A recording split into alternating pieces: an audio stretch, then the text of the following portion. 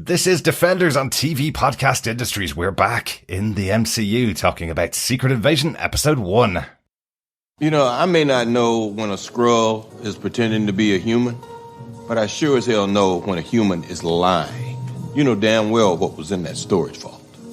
The fact that you don't know tells me all I need to know about this new, rather old Nick Fury. I think Thanos' snap changed you. Taught you that no matter how hard you fight for what's right, there's always someone stronger to undermine you.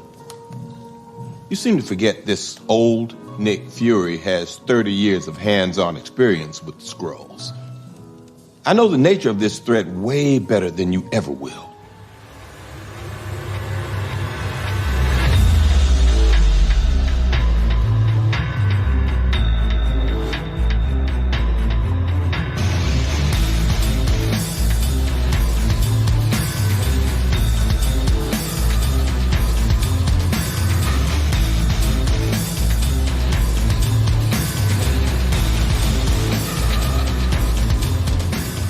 Welcome back, fellow Defenders, to TV Podcast Industries. We're back in the MCU. We're back talking about Secret Invasion.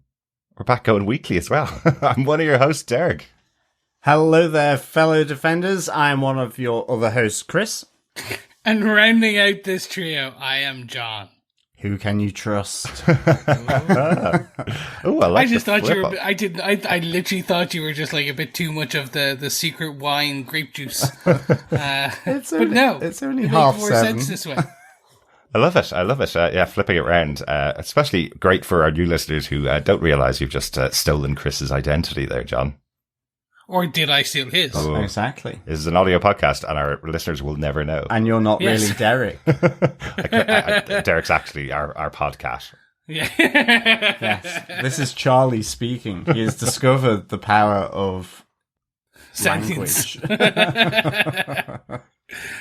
But yes, we are back in the MCU. Yes. This is so good. I know we got it recently with Guardians of the Galaxy Volume 3.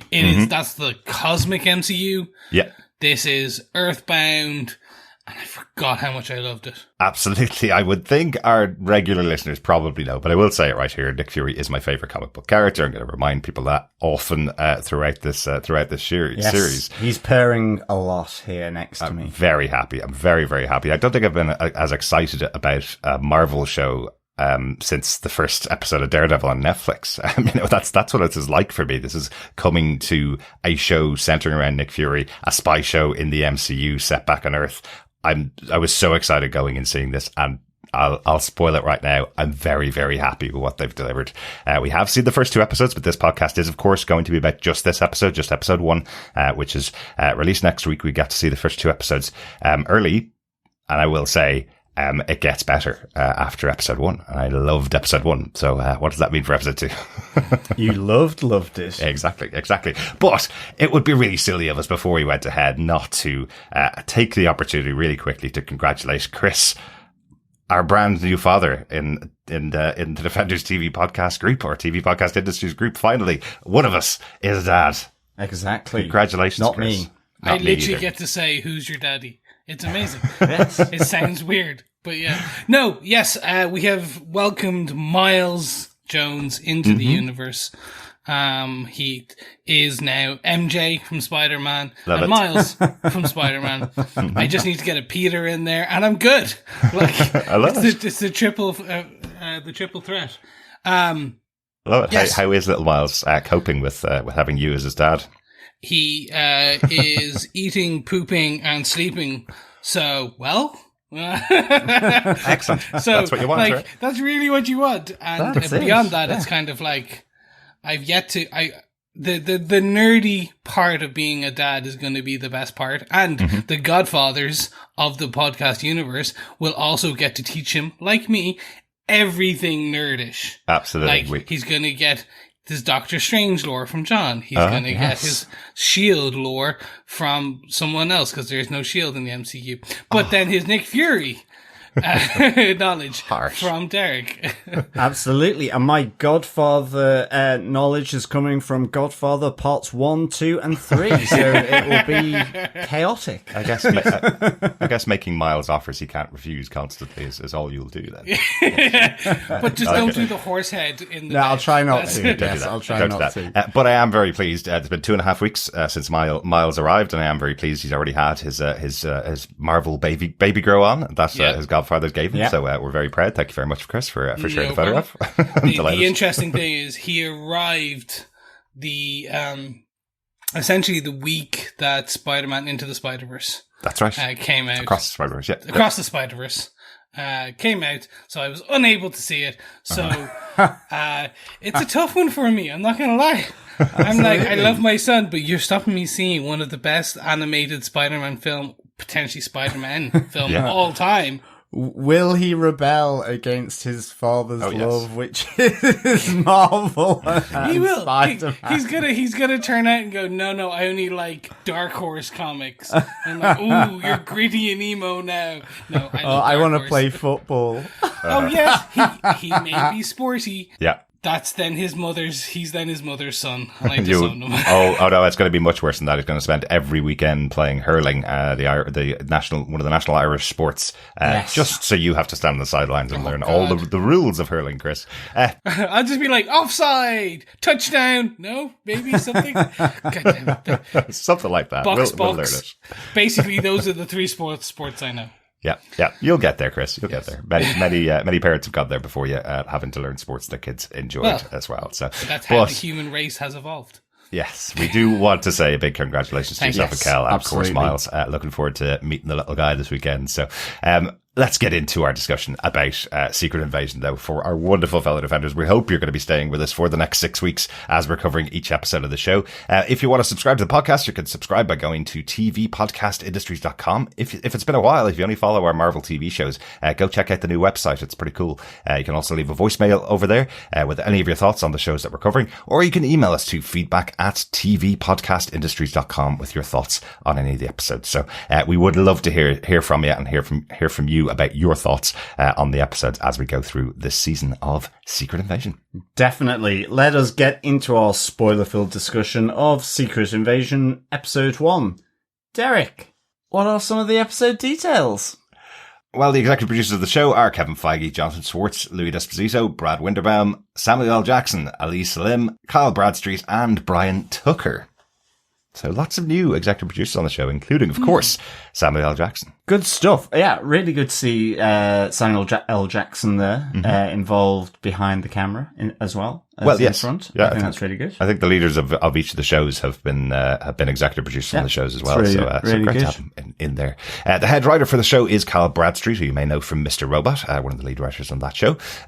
All of the episodes for the series have been directed by Ali Selim as well. Usually a TV episodic director. He was talking at press junket this week about the fact that this felt much more like a movie because he regularly does TV episodes, but he hasn't done an entirety of a season where he's there for 1,000 days filming everything and then gets out alive at the other end and can show the product to everybody and go, this is my product. I was involved in all the directions. So that's kind of cool, isn't it? Yeah, that's very cool. Yeah, like that.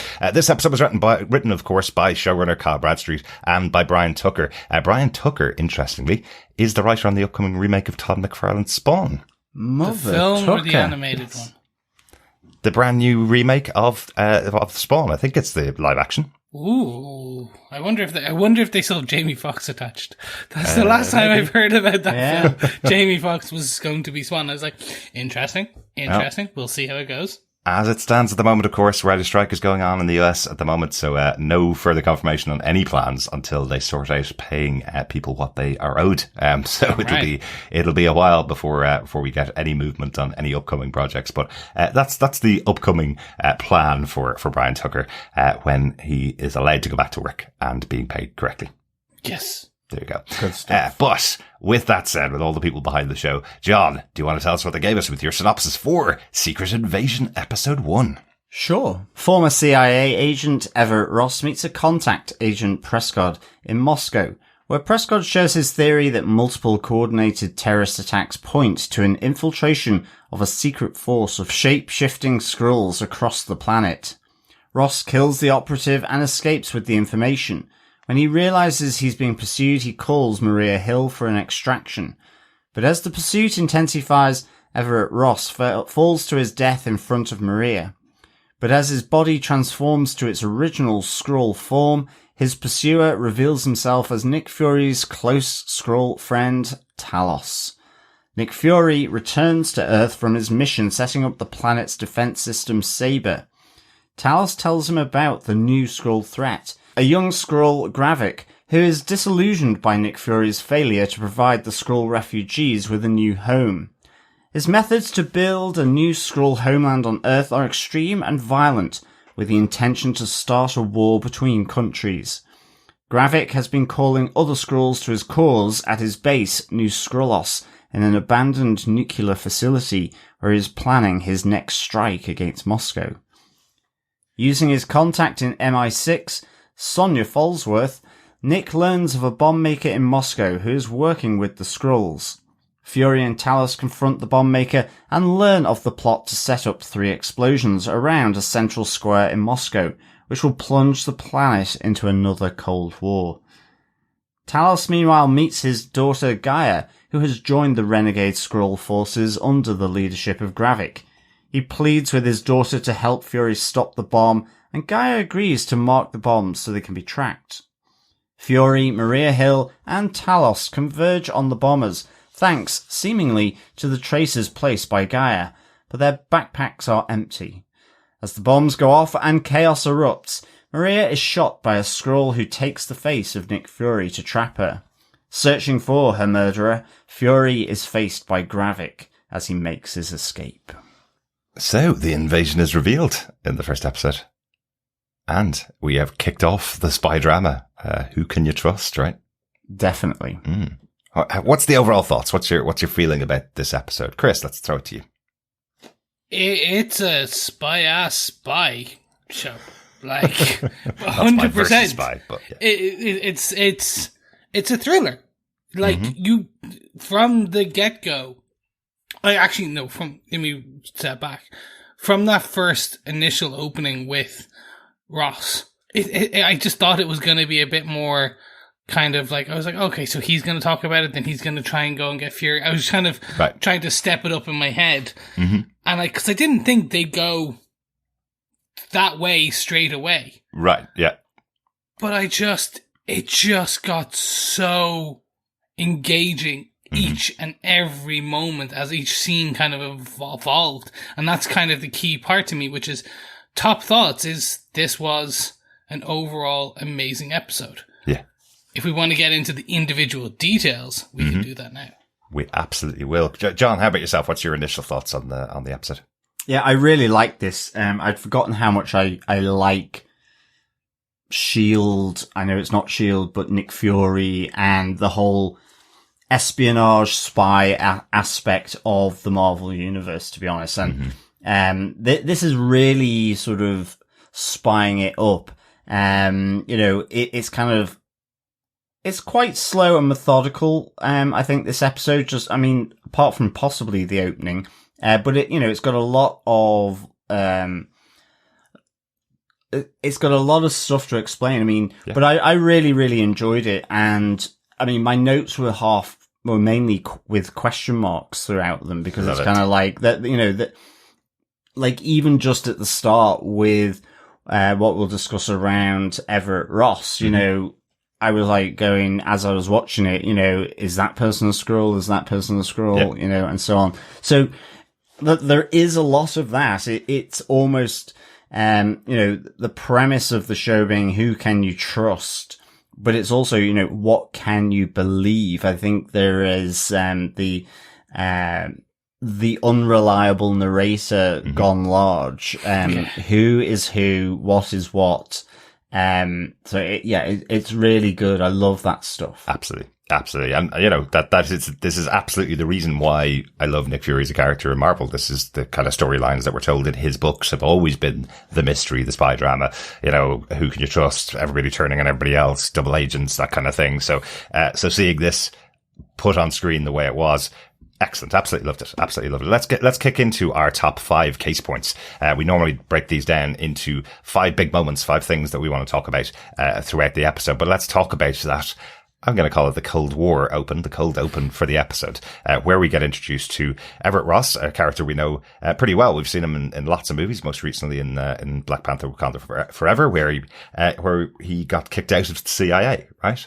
So the opening of the show here has him being contacted by another agent who feels he can trust Everett with his findings about this Skrull plan on Earth. But I love how Prescott is playing it, that he's kind of feeling out Everett Ross, trying to work out whether he can trust him, because he's just discovered you can't trust anybody, even somebody that you know. So I love the back and forth between the two of them here, where it feels like that shadow dancing.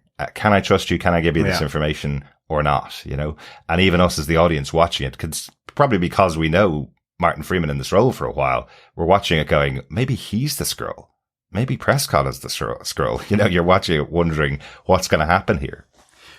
I think that's it. I mean, there was a really lovely moment where Prescott gives Everett Ross like an iPad to look through the data, the evidence that he's collected on it. And the camera kind of pans round and you have Prescott in the background blurred out, with the focus on Everett Ross. And I was half expecting to see that change of Prescott happen sort of in that blurred look. Yeah. And it didn't come. And I was like, oh, okay. Cause I was thinking, is this to draw in Everett Ross? Exactly. And then immediately the switch is, okay, well, he hasn't. That was kind of a moment where he could have done, because Ross has his back to him. And then you're just kind of like, well, is it Everett Ross? And then you're going, oh, but who is Everett Ross? And like, at least initially I was there going, I think we were discussing, would it be Talos? We just don't know. What's his involvement in this Skrull invasion? And then it plays out in this frenetic chase across the rooftops around where he's met Prescott, and it was I really enjoyed that whole chase as well. It's like Everett Ross falling from the building as he's sort of trying to escape his pursuer was just. It felt I kind of felt his smack into the ground. Totally agree. On the road, and like what a way to end that chase sequence, having Everett Ross, who you think is your hero, being chased down by some kind of Russian operative behind him, missing his jump. It's something you never see with the hero character, or a Skrull. I mean, you're kind of there going, is it a Russian operative or is it Skrull? And I mean, just that fall, because it was almost like he landed right on his face. We did. And it was just like... It's a bit of a squelch sound. Ouch. Yeah. Like, I kind of had flashbacks to being a kid where I kind of went over the handlebars of my bike and sort of braked my own body with my face. Right. And it was just kind of, it was beautiful. This is why we record an audio podcast, not a video podcast. No, it was just beautiful, the result of that little accent. But so I was just like, oh, wow. But it felt really kind of visceral. And then to see what transpires after that with Everett actually being the Skrull, his chaser actually being Talos. Yes. And then you kind of go, but who's Maria Hill and what's she? You're just like, yeah. It's like sort of being caught in the maze of the writer's script, and it's really good. Yeah. I love this open. Every part of it was just kind of your standard Bourne identity run, that kind of like, oh, we're running through streets, we're jumping over rooftops. Every like mid 2000s, late 2000s kind of spy thriller had these like Mission Impossible run over rooftops. And I was like, oh, cool. And then that fall, the sound effects was just, as I said, the squelch. It was just, oof. Yeah, absolutely. Okay. I have to also give them a bit of praise for setting this in Moscow. You know, there's lots of tensions going on in Russia, obviously, as the world is aware of, but nothing evokes the Cold War like having an agent of the CIA being chased by potentially an agent of the KGB in Russia, shouting Russian at them as they're running away. You know, it really does evoke those feelings that you get when you watch those Cold War movies from the 80s and 70s. You know, great job. Good choice. Couldn't have been better. We can finally go back to hating the Russians and putting them in as the villains in all of our movies again. That is potato. Yeah, but the reveal there, and what a great way, I think, of pulling these characters all back together. You know, the last time we saw Talos, he was in Spider-Man No Way Home. He was impersonating Nick Fury throughout that movie. We haven't actually seen Nick Fury in a movie for quite a long time as a character. He was in the tail end of that in the post-credit scene showing he was in space, but we haven't seen much of Nick Fury for quite a long time, other than kind of an appearance at I think the funeral of Iron Man was the last full-on appearance that we saw him after the snap. And then he kind of had an appearance in Captain America Winter Soldier, which was his last major movie. And, of course, the flashback movie, which was Captain Marvel, where we learnt loads about Talos and loads about the Skrulls. The big reveal in that movie being the Skrulls aren't evil. They're actually refugees traveling through space because they're being attacked by the Kree. Was a big reveal for all of us comic book fans who have seen Skrulls as the people who infiltrate and take over planets and take anybody's face. Now here we are, a couple of years later, and it's being revealed that actually a couple of factions here and some of the Skrulls are villains, but Talos, the one we know as a friend, isn't the villain. He's the one investigating. But a great job here pulling all those disparate threads together, bringing Everett Ross in to connect the two sides. He's the one that calls Maria Hill for an extraction. She hasn't really been in contact with Talos for a while. And then the two of them meet over this dead Skrull body of the evil Skrulls, let's call them for the moment. Yeah. No, and good writing. Gives so much questions. It sets up so much questions for not just this episode, but we assume the rest of the series and beyond. This is going to have ramifications. Exactly. Because the first question you have is, how long has that skull been Everett Ross? Yeah. Exactly. Is Everett Ross still walking around? Mm-hmm. Or was this Skrull Everett Ross back in Black Panther? Absolutely. Like, you start questioning. So for every Skrull we see in a MCU character's face, we're going to end up having questions. Yes. Yes. And in particular, how long have they been there? And the last time we saw them in X, was that them or not? Exactly. So it's going to be.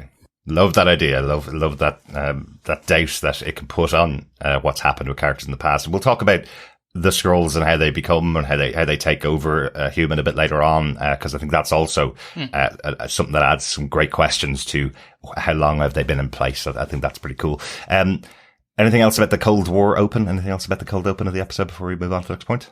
I think just two things. I guess the opening credits felt very kind of, 40s, 50s kind of vibe to them, just evoking that Cold War element as well. It was really cool, yeah. Yeah, which I really, really liked. And even, I guess, the whole who can you trust? The Cold War, you had McCarthyism, all this kind of thing, or even like today, where you get your sources of information. And I did like that conversation between Ross and Prescott, where they talk about imagining a world where info can't be trusted. That's not difficult, is it? I think he actually says, we're society phrase, and, you turn to people who we thought could be trusted, but they can't any longer. It's not just the information, but it's the people as well. It's the actual individuals or groups that you can't trust. And I guess, that's equally of its moment right here, right now. I really just kind of like that, as part of that overall theme that you're getting, because it's also very personal. It's also very real, also very pertinent. And yeah, I love his line as well about, and there is an architect to this chaos that's being thrown in the world. It's not just chaos for chaos' sake. Someone's behind it. I love how he calls it the architect of chaos. That's cool. A cool subtitle for your villain, isn't it? Yeah.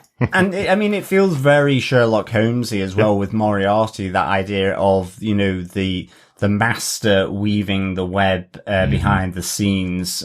So yeah, really good. Excellent. Really good to be back in that kind of world, I think. Yes, without a doubt. I just got one last thing to say about this because I loved it. The marketing for Secret Invasion has been really fun. This opening scene was available, just the opening conversation really with Prescott and Everett Ross. It was available.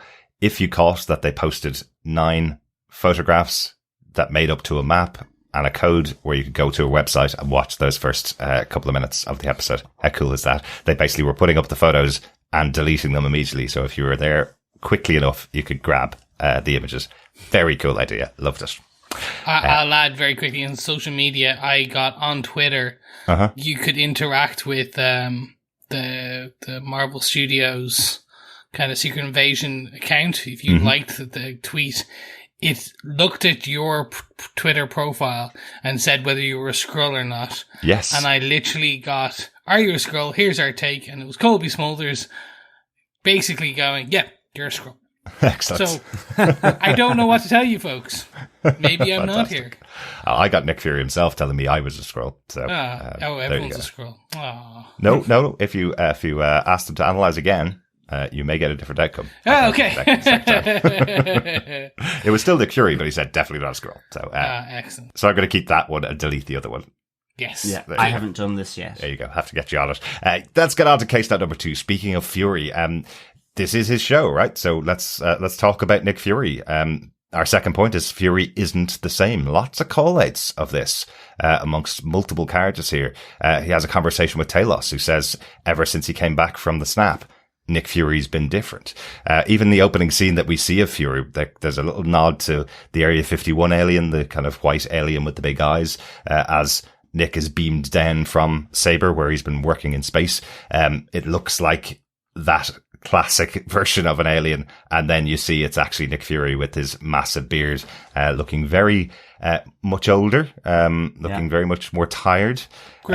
Has a bit of a limp as well. 18E as well. Yeah, because I mentioned the last time we saw him was in that post-credit scene of Spider-Man No Way Home. In that, he's actually chilling out, pretending to be on a beach while he's up in space. He looks pretty relaxed. Can't find his shoes because he's been relaxing so long up there.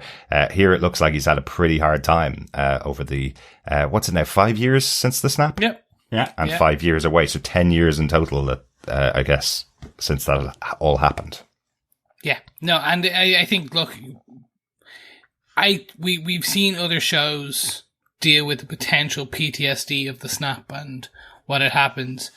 An interesting thing is what happens, or what is the impact if you are the man who knew everything, was always 15 steps ahead of everything else going on in the world. You were one of the puppet masters. Yeah. And in a snap, you were taken away and you were brought back 5 years later to nothing. Yeah. Like, everything you built is gone. Some of your biggest, the Avengers, gone. Everything, gone. Yeah. And then I think we're going to be dealing, and you kind of get hints of it, with a broken Nick Fury. Yeah. Now, the question is, what happens by the end of this?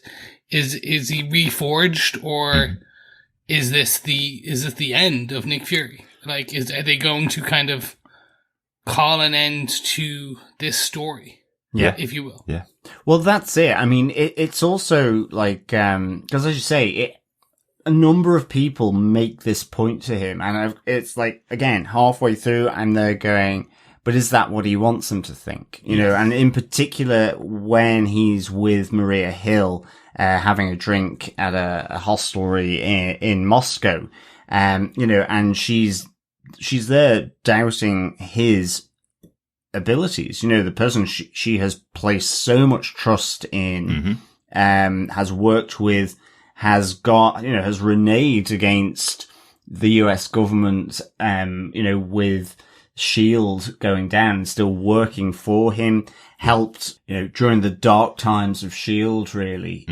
So I kind of thought it was really sort of big that she was doubting this. She says, you're always 3 steps ahead, but not now. You're not ready, for this. And I was just, as soon as it was coming from her, I was just like, is he bluffing here? Is the limp as he comes down from the space station where he's developing Saber as Maria comes to pick him up, is that just to give that impression to her? That he's wicked. Is it that, because I think in the pub with Maria, he says, I haven't quite decided what the next step is.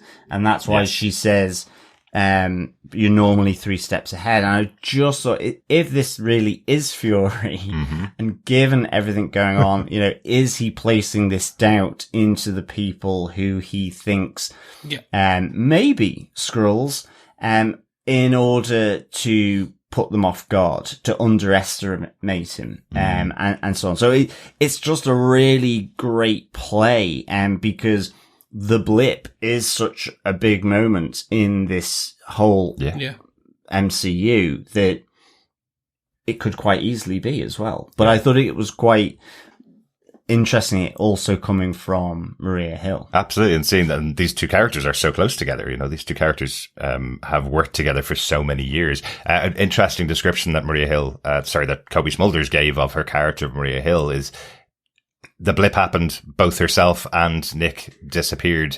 When she came back, she basically went back to her office and started catching up on work. When Nick came back to Earth, he went up to space to start on this project. He separated himself, and he's not returning calls to her. She mentions this in the episode. He's not returning any of Maria Hill's calls. He's returning Talos's calls, but not hers. So interesting. She thought she would have been the closest to him, was always at his side, and now 5 years after the blip, or how many years after the blip, he's now no longer returning her calls, but is staying in contact with Talos. Absolutely. I also like the notion that Saber is this protective, defensive shield around Earth, which was what Iron Man wanted, that he's kind of this notion that he's carrying out the wish of Iron Man, because Captain America just didn't have the kahunas to do it. Oh no, let's not bring back up that discussion about Cap and Iron Man's poor choices. Anything else? I want to bring in one of the other major characters here in our discussion of Fury, because we get introduced to Olivia Colman's Sonya Falsworth in this episode. Talk about a scene stealer. Olivia Colman is amazing in pretty much everything. We've been big fans of her right back to Hot Fuzz and Peep Show, where she was on every week. But she's such an interesting actress because she's been in everything. Loads of Americans know her from The Crown and have never seen her comedy work before. She's a very good comedic actress who you would have seen on pretty much every comedy show in the UK and Ireland. She's able to turn her hand to anything.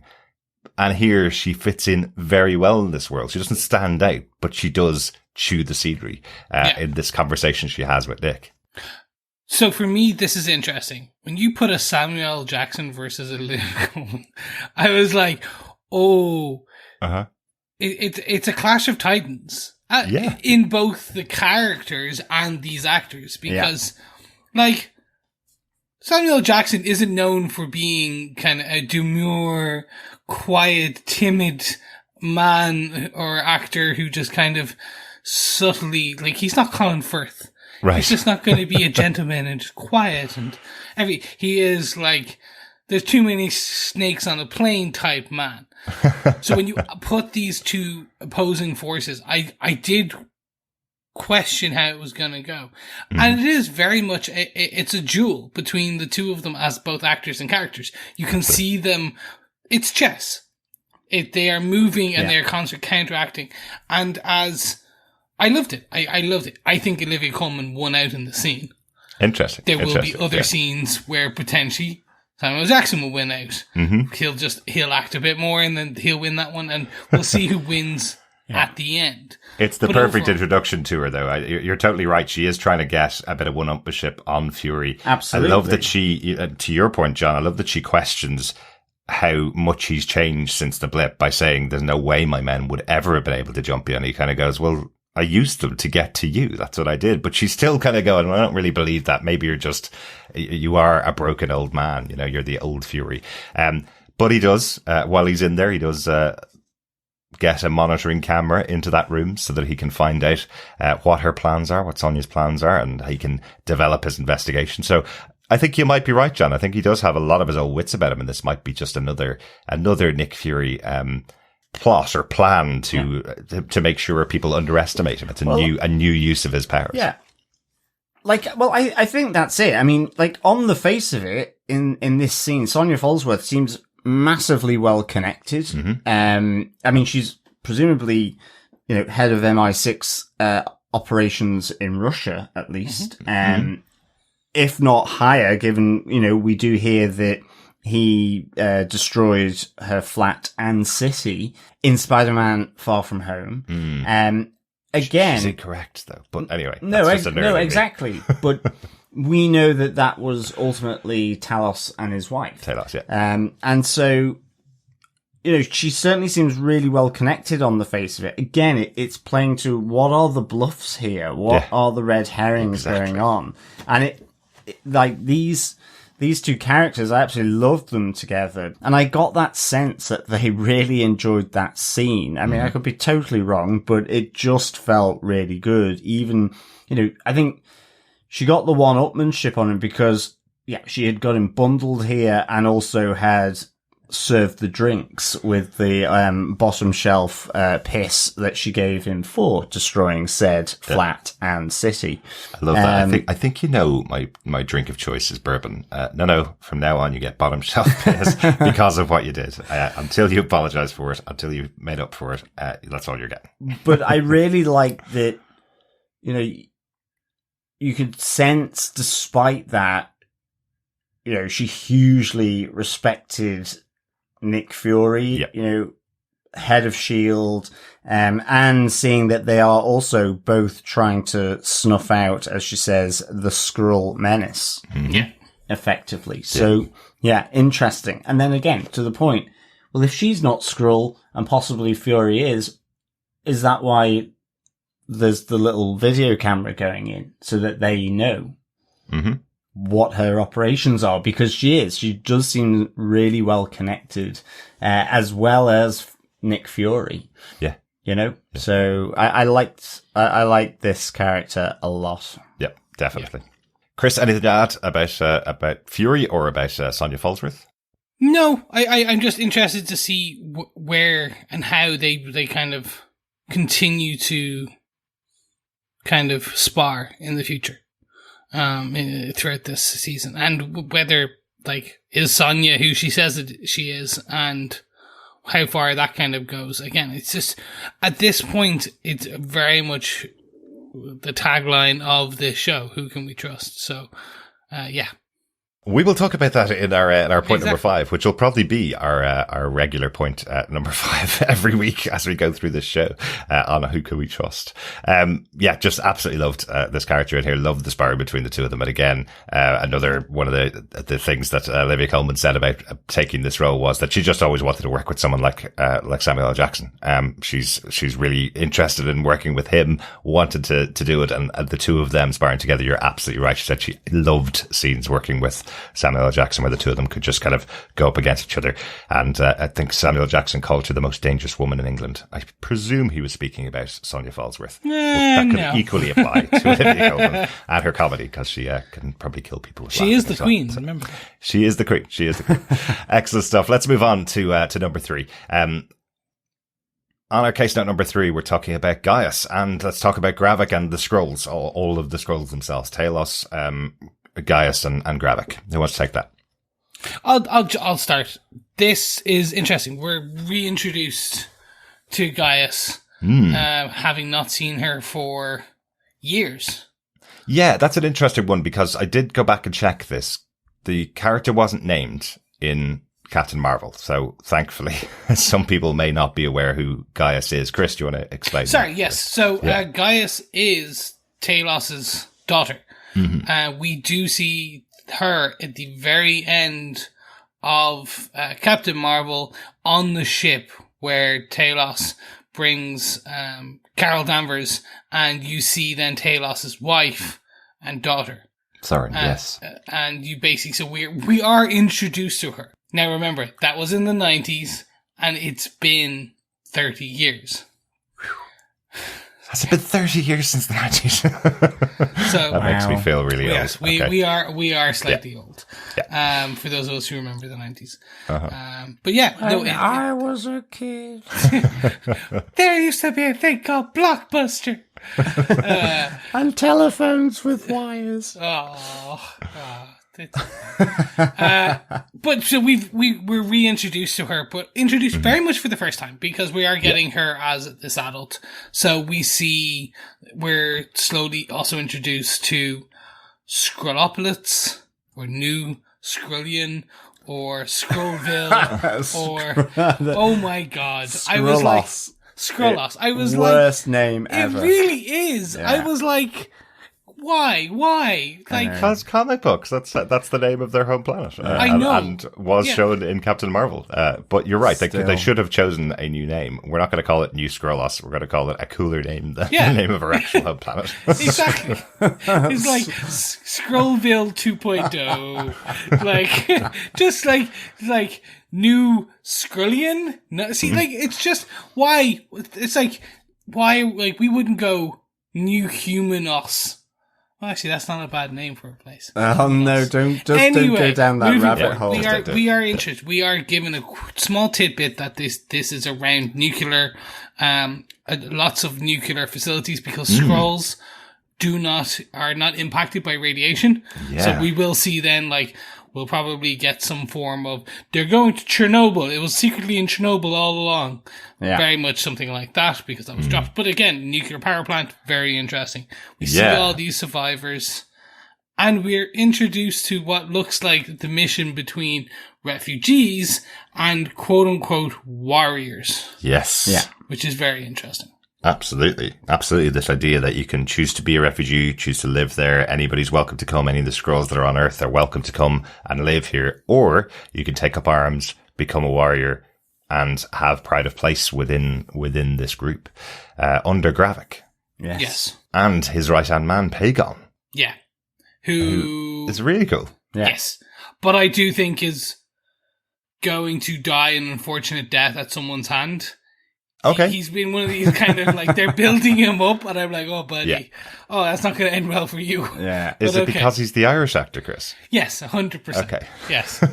He is essentially the red suit, the red shirt Killian Scott from Star Trek. I think he's going to be the one that will do the things that Gravik might resist on. He might be the one that carries out Gravik's orders throughout the show. But a really interesting dynamic here. He does seem to be the one that is taking the missions and enacting them. He's the one that gives Gaia her mission to go out to retrieve the bombs and pay for them effectively. I think as well, what was interesting was, while Gaia had come to New Skrullos and had effectively left her father, and even though she was high up and being trusted with a lot of stuff in this episode, I didn't get the sense that there was any particular sort of residual respect or, in terms of,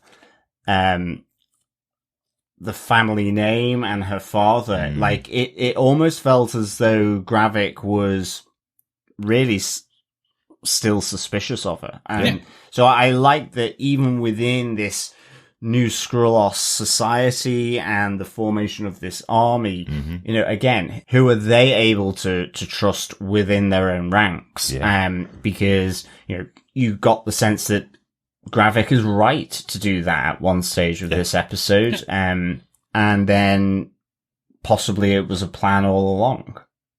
Yeah, that's it. Possibly she was. In terms of the next phase of their plan to cause all-out war between countries on Earth with that attack on the Moscow Square. Yeah, I kind of got the sense from the way that Emilia Clarke was playing this role that while Gaia has been involved in this operation, she's been much more involved in the refugee side and bringing people in and telling and showing them the ropes. And it's not that she had a problem with being a warrior on the other side, but she was giving people the choice and introducing them, and now wants to step up, now wants to make more of a difference within this group. So I got the feeling this is like the first mission she's ever been sent on. Yeah. And it's partially her choice and partially Gravik keeping her away from those things. So yeah, that's a really interesting one. Who do they trust? Exactly. But he did kill her mother, so.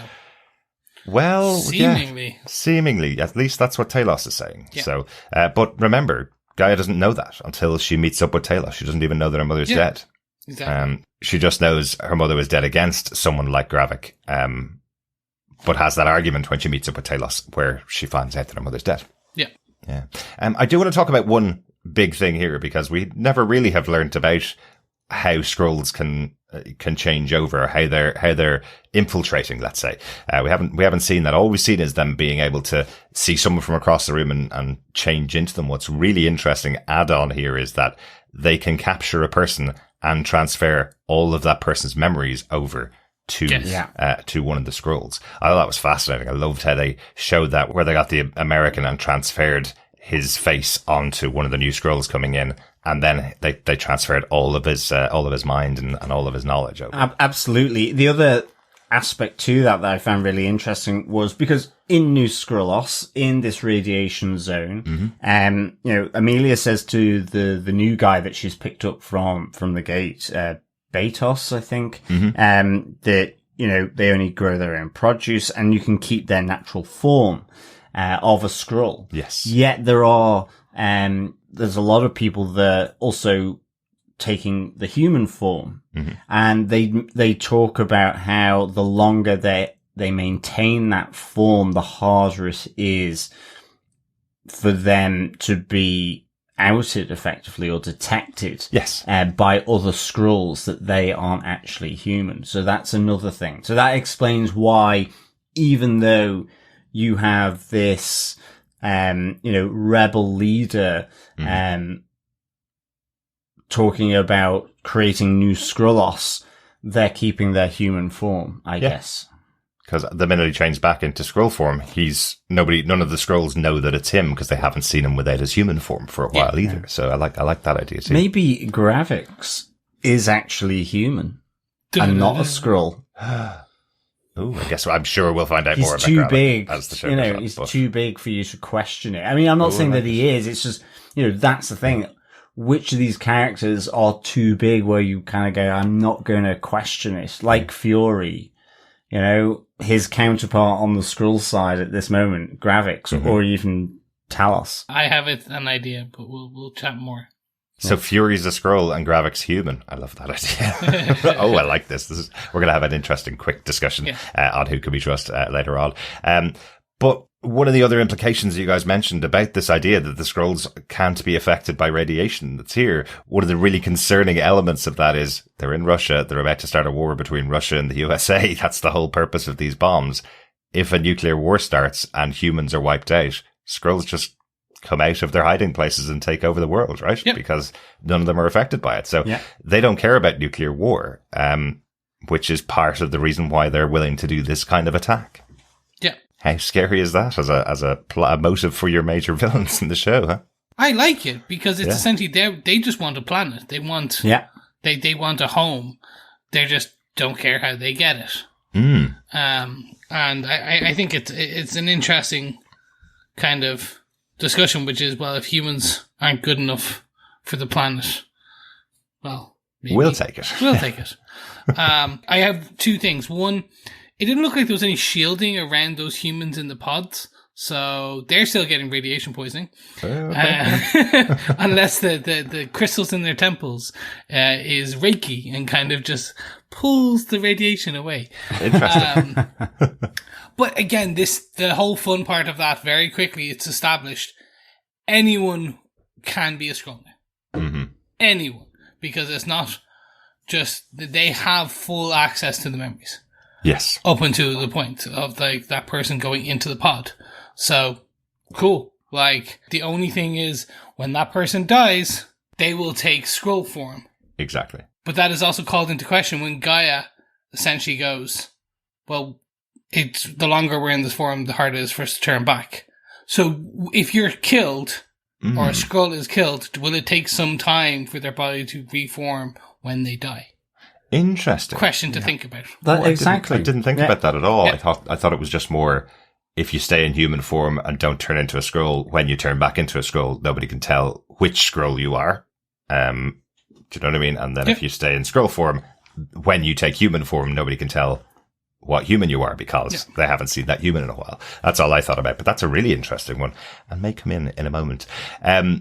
One other interesting part of it, again, because they're keeping the humans there and taking their bodies and memories, I presume if a scroll dies, they can just replace that scroll with another scroll taking that same human form. If someone's in a position of power, for example, and they die, they can be replaced by another scroll. So just because you've taken out one scroll impersonating someone in power doesn't mean that there isn't another 10 behind them that could just walk in and take their place with all the same memories. So also very scary about these characters. Yeah.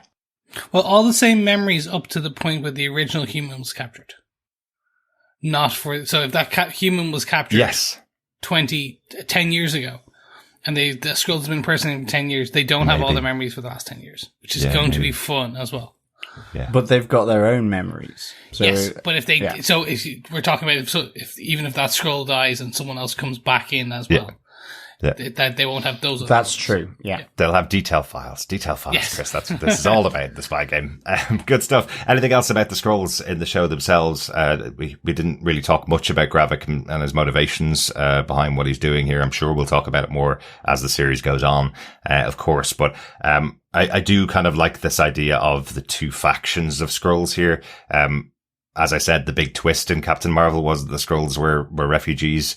Now we're talking 30 years later, what's happened to those refugees that haven't been treated well and didn't get what was promised. Well, that's it. I mean, it mainly comes from Talos, who's that Gravik takes Fury's disappearance harder, and he's now recruiting disaffected Skrulls because Fury had made a promise to the Skrulls that he would find a new home for them. And of course his disappearance, then there's 5 years lost there, and then but even before that, before the blip, all that time in between.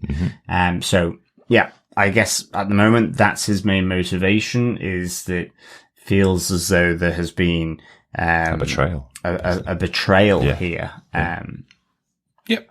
But I think, shall we get on to case note number 4? Yes. On the bomb plot for, well, we're saying Red Square here. I was sure it said Red Square in the show itself, but it just didn't look like really I guess, for me. But seeing that it was filmed in the UK, I was exactly. So that's a London Square. So who knows? But it's certainly a central Moscow square. Yes, it's just too iconic a location that you wouldn't use the actual square as your backdrop. Even if you couldn't film there, you would use something to look much more like. And normally, I kind of feel you kind of have missiles and tanks being paraded through it, rather than kind of a sort of artisan food market in there. So yeah. It didn't feel like Red Square, but certainly. Here we, this plot in order to raise tensions, with Russia. So I kind of, again, this was just really good. I mean, I think in particular around, giving Gaia the task of picking up the bomb from the art dealer, and bomb maker. But I think, with Talos chasing her down and talking to his daughter, again, that additional thing, he tells her about the death of his mother, but then, he drops in, his own little bomb, I guess, which is, to ask those she now follows about how she died. So again, nice little bit of planting a seed. of truth or not? Again, is it to undermine the leadership of Gravik's group? Yeah. And at least for Talos, because, you know, he's pleading with his daughter here to leave that bomb, you know, where they are and not take it back, not to carry out this plan. And again, with the art dealer, with Fury and Talos. I love that scene. You know, attacking him, the art dealer, who is a Skrull as well, saying, you know, you would betray your own people to Talos, which was, you know, really good. You see how much on the outside Talos has become here. I mean, even, I think he mentions he's been exiled from the Skrull Council. Exactly, yeah. Well, he was their leader. He's the one that put them in contact with Nick Fury back in the 90s, you know. So. But again, I've got question marks all over what I've just said, because that's just the nature of the show. Of this show. Yeah. You know, which is really good. I love this stuff. Absolutely. Sort of, it just makes you kind of back and forth, go around the episode again in your head about things. But yeah, that fight between the art dealer and Talos was really good. It was really cool. I also love the interrogation scene with Fury as well. I love this this idea where Nick asks him a question, he tells him the answer, and Nick goes, "Okay, that's the lie. Everybody gets one lie. Nobody gets two." It was I a great love line. that lie. Really, really good. The interesting bit for me is the actual square itself. Mm-hmm. That this ends badly in multiple ways. Mm-hmm. First being that the terrorist plot happens. Like, Nick Fury, one of the greatest spies, can't stop a terrorist plot. And the terrorists blow up quote unquote Red Square. And that's one massive hammer blow. The second is that Maria Hill is no more. Yes. Yeah. Shot and killed in the street. Or is she? Yeah, so that's the thing we're always going to ask. But we'll get to that in case number 5. But this is the thing. Like, I get the feeling that this may be one of those shows where every episode, because it's a 6-episode arc, every episode's going to be dun dun dun at the end. Yeah. It's like, and you're waiting until next week to find out more. How will our heroes get out of this one? Like, that's Absolutely. where we're going to get to. Yeah. But it's a good, like, absolutely. They've just ratcheted up the stakes straight away by killing off someone who's been around since Avengers 1. Exactly. Yeah. Like, absolutely. I was kind of like, I can't fully trust this, but it looked like, you know, eyes wide open, hadn't turned, certainly at that stage. Yeah. But it's pretty instant, you know, once they die. Yep. It has been, and what we've seen in the episode, definitely. And I think there's enough time with Nick being pulled away from her. There's enough time where you see her dead there that it's like they're trying to underline here. Yeah. Maria Hill is dead. It was a real shock. I guess there's a third one as well, in that, you know, at this moment, Gaia seemingly can't be trusted. Like, yes, she did the tracer, the infrared tracer on the back of the backpacks. But ultimately, they were all empty, and the bombs seemingly had been planted earlier on. So I really like that. I loved the chaos as well, because you don't see it. Seeing Nick Fury shoot Maria Hill as well, then I was like, oh, so he is a Skrull. And then, she is a Skrull, and he's just found out. Yeah, exactly. Yeah. But then you see Gravik, sort of transforming from that Nick Fury form. But also there is a little bit of weirdness for Nick Fury with the kind of, you know, the country kind of girl with the rainbow ball. Yes, exactly. In there that has Fury's interest, and he begins to follow it. It's almost like he gets distracted in the moment. Well, there's a massive reason for that. Go on, because I didn't get it. Earlier on in the episode, when Nick goes for his walk to get captured by Sonya's men, he's walking down the street and sees the same girl with the same ball at 11 o'clock at night. This is, or very late at night, let's say. I can't remember the time. I think it might actually been about 2 o'clock in the morning. But anyway, so really unusual sight for Nick that he's seen this little girl, and then he sees a couple kissing. A woman turns and directly faces Nick and watches him as he walks past. That same woman is also in the square after he follows the little girl. Yeah. She effectively goes behind a building and a woman walks out on the other side, and it's the same woman that he saw kissing. So, either Nick recognizes them as Skrulls and they are taking him away from where the bombs are happening. So I think might be, or he's having some kind of break and, it's guiding him in some way. Well, because I didn't see the woman who was kissing, but I remember that scene. Mm-hmm. I didn't really capture her in the square scene, but certainly with the rainbow ball. But then I was like, whilst then it looked like a girl playing with and a mother coming to bring her in. Right.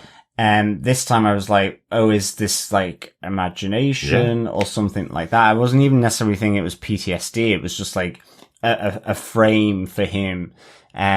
Because just of how she was looking at him, and because of this whole thing, from Maria Hill, from Sonya, and Talos about him not being the same. There's some kind of link to that. So I didn't really, that's how I kind of took it up, really. Yeah. But now that you say it, that yours seems, basically. So I took it as it was Gravik and the Warriors. So from the beginning, they were originally tailing him since he's arrived.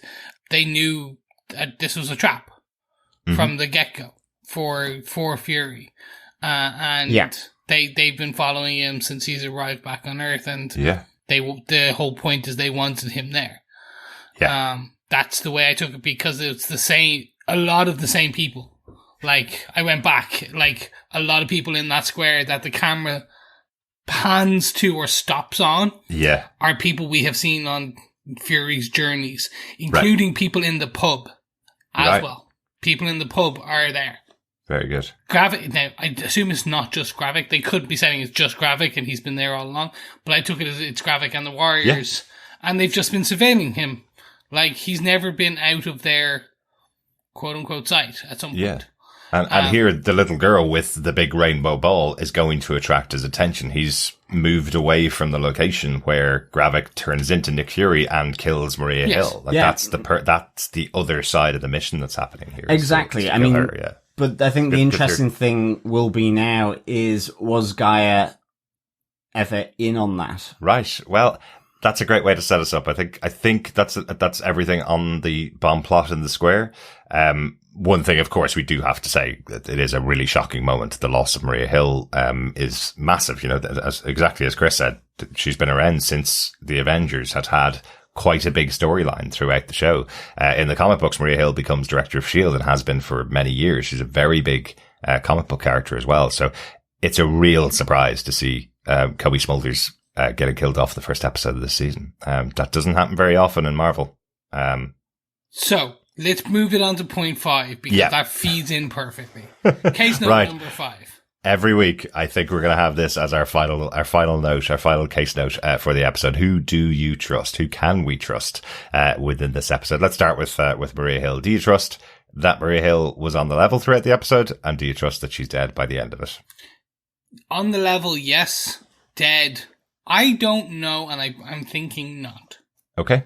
Like, they leaned in hard into Fury is usually 3 steps ahead at all times. Yeah. I'm wondering if he's doing this 4D chess type thing where the last episode, Maria Hill is going to come out of something. Right. Come out of a place with some Saber people to save the day. And it's been, Fury has known about Gravik's plans and that there's been infiltration for X, and it's been getting to a certain point. He let it get to a point, and then has taken action. And as part of that, he needed Maria Hill to be off the board, quote unquote. So he put some special kind of bulletproof, kind of piece that with squibs and things like that. So when Talos shot her, she played dead. Okay, and that's where I was going. Like it was Gravik shot her. Yes, but he had a bulletproof which had fake blood under it or something like that. It's S.H.I.E.L.D. Yeah. They can do it. Like I absolutely think she's such a big character to kill off. Yeah, but she's not big enough that it's going to be like a Tony Stark. Yeah, no, absolutely. You know what I mean? I keep going back to Winter Soldier with this whole, and with Hydra takeover of S.H.I.E.L.D., and it's Maria Hill that steps there. So for me, she is trustworthy. Yeah. And I kind of agree with you, Chris, to be honest, that if there is a bluff from Nick Fury, then she's in on it. Yeah. And something is being done by her. I certainly do think she's on the level here. So I would have trusted her. Whether that means I'll be dead, we'll see. Excellent. I like it. Okay, let's go to the main character of the show. Do we trust Nick Fury? Even though everybody's saying that he's changed since the blip, do we trust Nick Fury? Yeah, I'll go yes. I think he's just... I think he had a bit of PTSD, but he's focused on Saber because it's a bigger threat. Something. And he's Nick Fury, yes, but he's playing 4D chess again. That's it. Absolutely. Yes, I trust Nick Fury as well. I'd say that. I love John's theory that he's playing it down. He's playing himself as the old Nick Fury so that he can manipulate people. I think that's a really good call. Definitely something that Nick Fury would do. Yeah, I mean, I trust him at this stage. Okay, do we trust Talos? Talos has been on Earth. He was the leader of the Skrulls. Do we trust that he is completely on the level? So, I will say we trust him, but not completely on the level. Yeah. That's the thing. There's going to be different levels of kind of... At the heart of this show, this is a spy show, spy thriller. You're going to have double agents, triple agents, absolutely, quadruple, octuplet agents. Like, it's going to be a plot within a plot within a plot. Like, the only thing I really don't want, and I've said it in my head, and I'm hoping it doesn't true, which is at episode 6, we get some form of... Do you remember the very first Mission Impossible film? Yeah. Where at the end you had this flashback where everything was like, it was a plot within a plot within a plot, and that was the secret plot. I'd love that. Can you, like, they might do that, because that's where, like, you'll see them, Maria Hill and Fury, talk about getting shot and there's another person within Gravik's warrior group who's actually working for Fury, etc., etc., etc., etc. It'll be interesting. Yeah. I like it. Any other thoughts on Talos? So 2 more characters. I would trust him at the moment, but I would have a flag over him as a risk, because I actually feel, yes, there will be double, triple agents and so on. I feel he is an agent that could turn at this moment, because you have the complicating factor of Gaia. So if you think of a situation if Fury had to kill her, that would be a complication for Talos. And also, just with the fight between him and the art dealer stroke bomb maker, who was also a Skrull.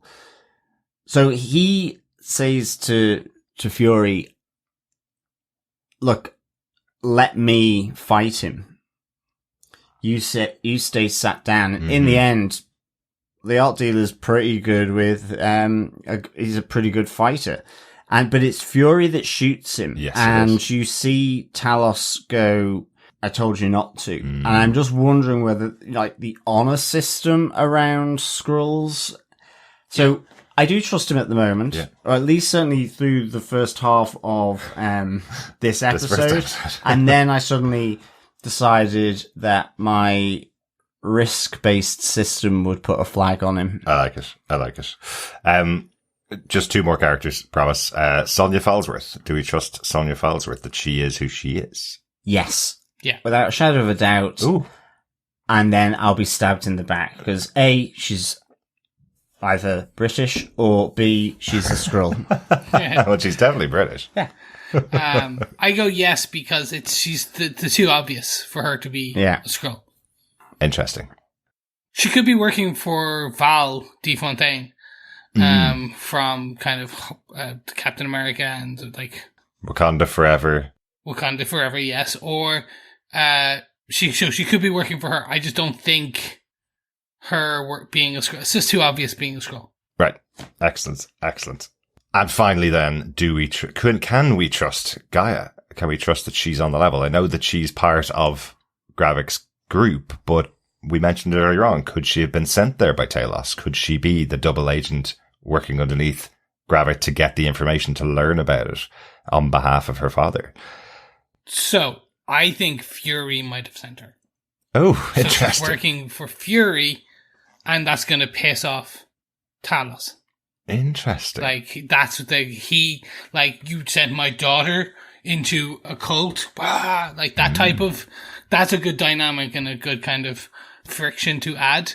Right. But at the same point, maybe not. She just also has a change of heart when she sees Gravik doing something bad. One other interesting complication I have on Gaia is that when we did see her in Captain Marvel, she was very good friends with Monica Rambeau, who we saw in WandaVision, who eventually became a secret agent herself, or an agent herself, before going into WandaVision. So, I wonder, had she had some contact with Monica Rambeau? Maybe she's working directly with Monica, and that's how we get Spectrum into this TV show, as her second appearance before the Marvels.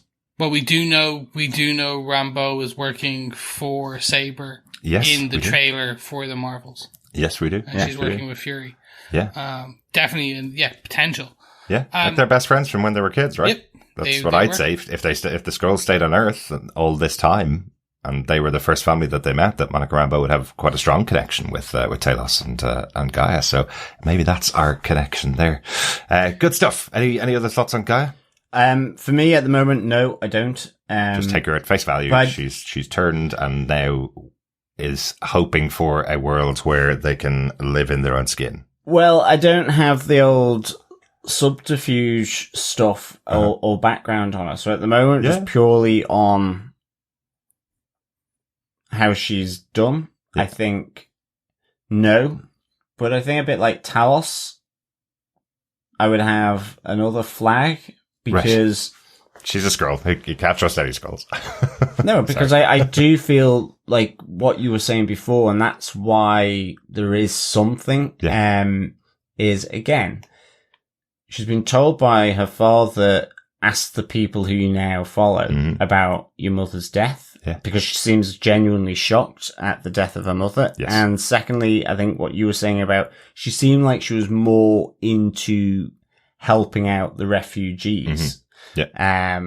And just the current feeling I get from her and possibly the relationship with Gravik and his second in command. You know, it doesn't feel trustworthy. Yeah.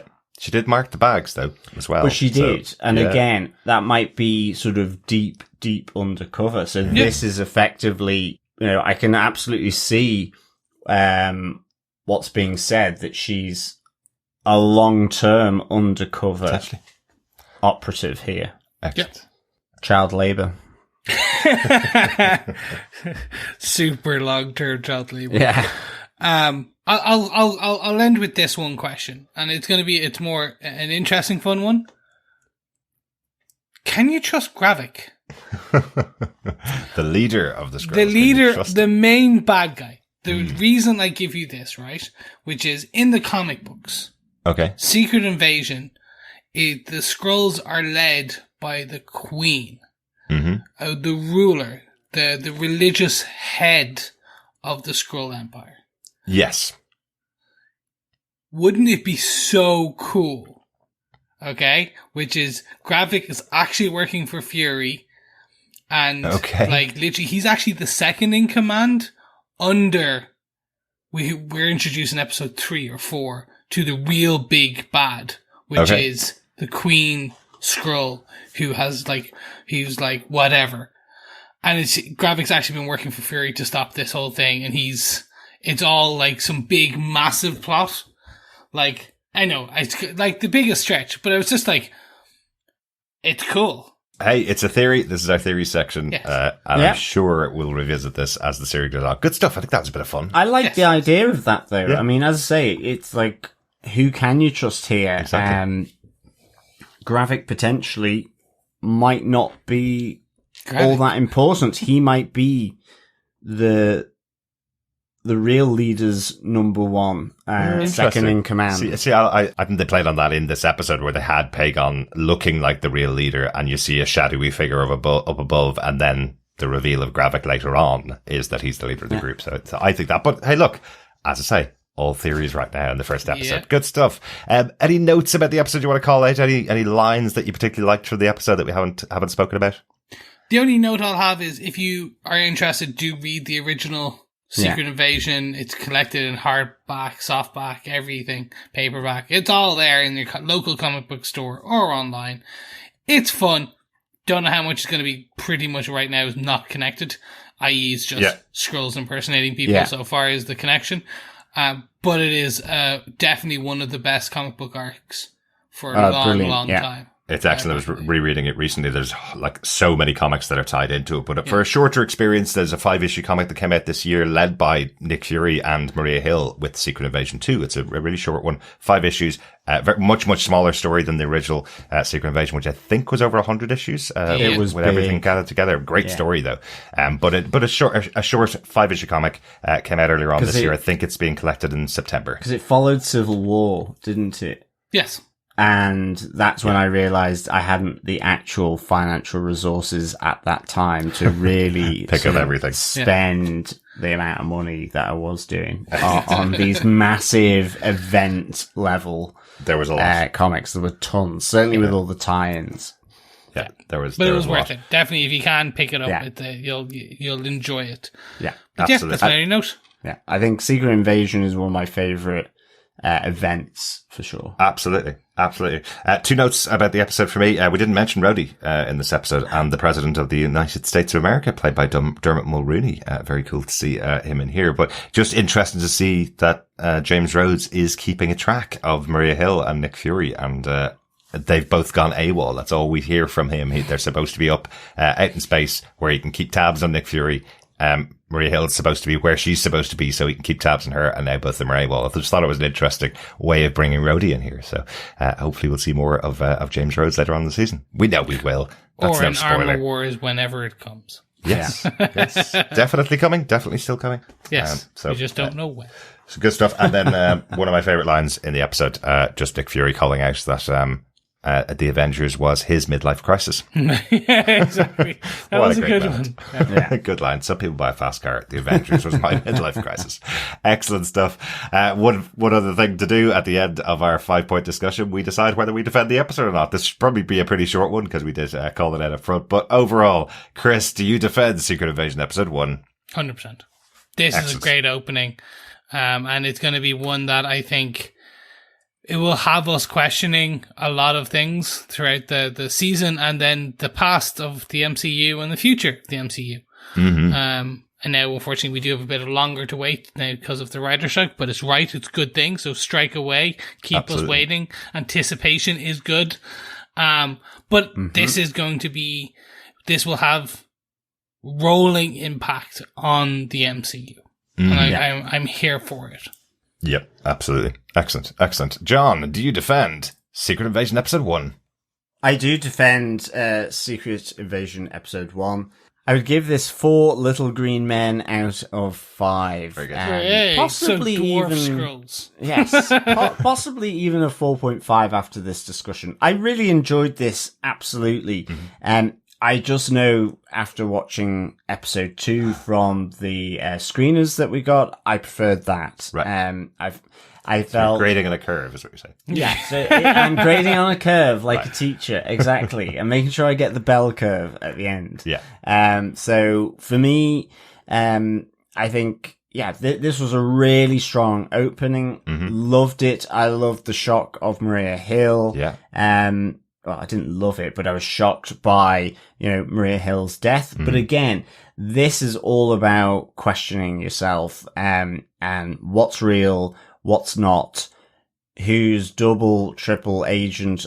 And I love that kind of stuff. It was great to see Nick Fury, Samuel L. Jackson, really, really enjoying seeing Sonya Falsworth, as well, played by Olivia Colman. Can't wait to see more of her. Absolutely. And interestingly, didn't mention in the notes, but, the name of the character comes from a member of the Howling Commandos as well. Is that right? Ooh.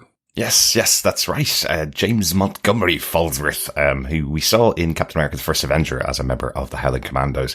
In the comic books, he becomes Union Jack, yes. I believe. So there is a long-standing connection back to a member of Howling Commandos. I don't know, even though it's a TV show based around Nick Fury, I'm not sure whether we're going to get flashbacks that far into a history we don't know, but it would be really interesting. We saw how he got to meet Sonya when she was younger. Yeah, well, it's not to say that we'll be getting flashbacks, but it's just those reference points, I guess, exactly, to the Howling Commandos, that's cool. For sure. That's cool. And a reminder to everybody, this year is the 60th anniversary of Nick Fury's first appearance in Marvel Comics, so quite cool. They may be referencing back to... So they're going to kill him off then by episode 6. Excellent.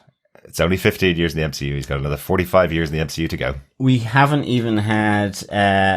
is it LMDs or LDMs? I can never remember which way around. Yes, life model decoys. Yes, yeah, exactly.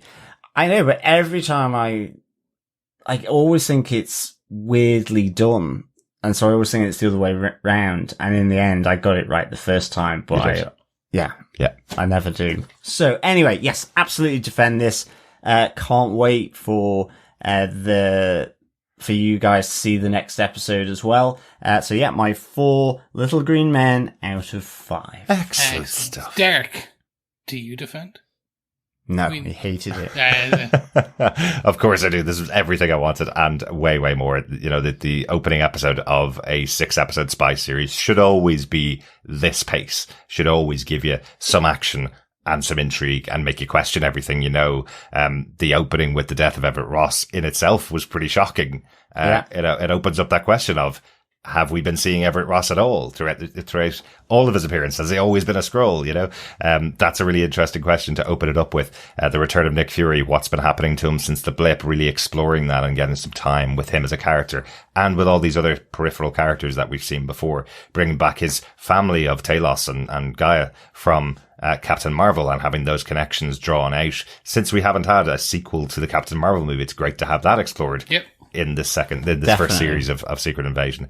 And I think there will be some good ramifications as this series progresses and how it's going to spread out across the rest of the MCU, which is really exciting for a brand new TV show. It's been a long time since we covered Marvel TV. I'm so glad we're coming back with this one. Yeah, maybe some Rambo-ifications. There might be some Rambo-ifications. Monica Rambo-ifications. Excellent stuff. Thank you so much for joining us for our discussion about Secret Invasion, Episode 1, fellow Defenders. Please make sure you reach out to us and email us with your thoughts to feedback@tvpodcastindustries.com or pop over to our Facebook group at facebook.com/groups/tvpodcastindustries and leave your thoughts on the spoiler post. We'll discuss those in the feedback on the next episode. But we do have one more piece of business. Of course, we're going to go to the pub, get some bourbon. Yes, we are going to a grimy Russian hovel to drink some bourbon, maybe a vodka, maybe a bottom shelf vodka, or maybe just piss. Well, maybe. But remember, that's how the Cold War was stopped, by some people buying shots for the right people. I'm glad you said that. Excellent. Yes, it's time for our pub quiz. Of course, we will be asking one question for each episode of Secret Invasion. One question for this episode, one question each episode coming up. Gather the answers together. Email us at the end of the series to feedback@tvpodcastindustries.com with all 6 answers correct, of course.